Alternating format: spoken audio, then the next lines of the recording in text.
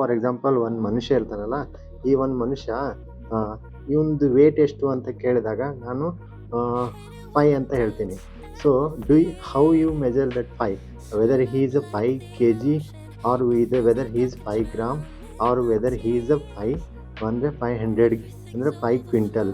So ನೀವು ಯಾವ ಥರ ನೀವು ಮೆಜರ್ ಮಾಡ್ತಿದ್ದೀರಾ? ನಾನು 5 ಅಂತ ಹೇಳಿದೆ. ಸೊ ದ್ಯಾಟ್ ನನಗೆ ಒಂದು ಮ್ಯಾಗ್ನಿಟ್ಯೂಡ್ ಬೇಕಲ್ಲ ಎಕ್ಸಾಕ್ಟು.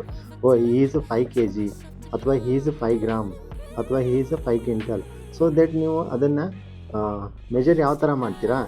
ಅದಕ್ಕೆ ನಮಗೆ ಒಂದು ಎಕ್ಸಾಕ್ಟ್ ಒಂದು ಮೆಜರ್ಮೆಂಟ್ ಬೇಕು ಅಂತೇಳಿ ಒಂದು ಮ್ಯಾಗ್ನಿಟ್ಯೂಡ್ ಸೈನ್ನಿಟ್ಟು ನಾವು ಮೆಜರ್ ಮಾಡ್ತಿದ್ದೀವಿ.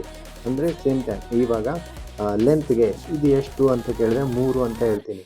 ಸೊ ಅದು 3 ಮೀಟ್ರಾ, 3 ಕಿಲೋಮೀಟ್ರಾ, 3 ಸೆಂಟಿಮೀಟ್ರಾ ಅಂದು ಹೆಂಗಂದರೆ, ಸೊ ನಾವು ಒಂದು SI ಯೂನಿಟ್ ಮೇಲೆ ಡಿಪೆಂಡ್ ಆಗುತ್ತೆ.